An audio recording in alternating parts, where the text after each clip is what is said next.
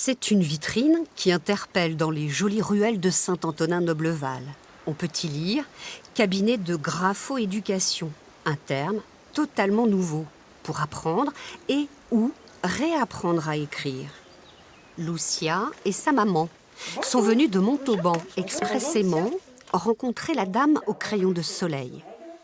Stéphanie le prêtre, maîtresse des écoles dans une autre vie, annonce la couleur. Alors, la bonne hauteur, en fait, c'est quand le bureau arrive à peu près à la hauteur des coudes, ici.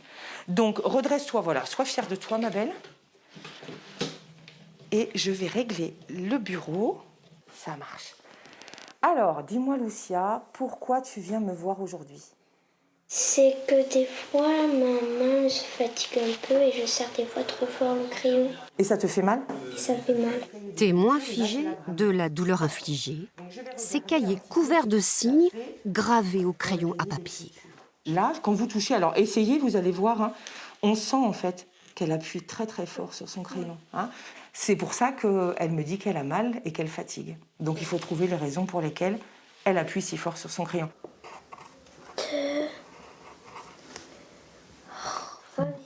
Commence alors toute une série d'exercices.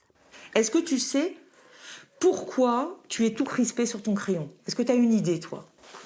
Non, le crayon, je le tiens comme ça et sinon, des fois, je serre, mais je sais pas pourquoi. Cette façon que tu as de tenir ton crayon, en fait, elle t'oblige à serrer le poing très fort et ça explique déjà les douleurs qui sont installées au départ. Histoire de mieux comprendre ce qui se joue là, Stéphanie le prêtre reprend la position de départ, photographie à l'appui. Alors, regardez comment est positionnée sa feuille. La feuille, elle est bien droite face à elle. Et donc, alors elle est très penchée en avant avec la main qui vient par-dessus, parce qu'en fait, elle est gênée par son corps. Elle n'a pas la feuille inclinée dans le bon sens. Une belle claque aux idées reçues, voire martelées. Démonstration. En mettant la feuille face à soi, il y a un truc qui nous gêne, c'est notre corps. Et alors, ou il y a des enfants qui vont faire ça, ou alors, ils n'inclinent pas leur corps et ils vont incliner leurs mains. Et le bras, Lucia, vous avez vu, elle a avancé comme ça, et elle se retrouve avec la main sur la ligne d'écriture.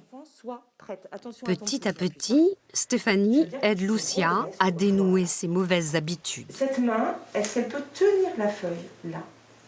Voilà. Il faut que je mette ma main comme ça pour après faire un peu plus meilleures lignes et que j'arrête de bouger un peu mon corps et qu'il faut que cette main, elle tienne ici.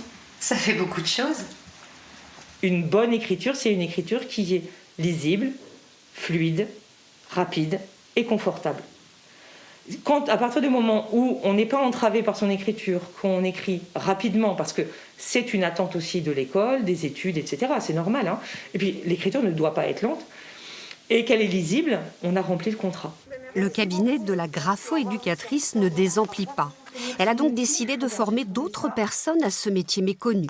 Sur ses traces, Séverine Andiazabal, installée à Orthez, également passée par la case éducation nationale. C'est une formation qu'on n'a pas forcément dans la formation initiale des enseignants. Et il se trouve que ma fille avait des problèmes d'écriture et j'ai pris connaissance de ce métier. J'ai emmené voir donc quelqu'un qui a résolu ces problèmes et je me suis dit que c'était un métier qui me plaisait bien et que j'aimerais bien faire plus tard. Florilège de copies avant et après. Comptez 5 séances en moyenne à 50 €, pour enfin se réconcilier avec son écriture qui, ne l'oublions pas, est aussi d'une certaine façon un reflet de soi-même.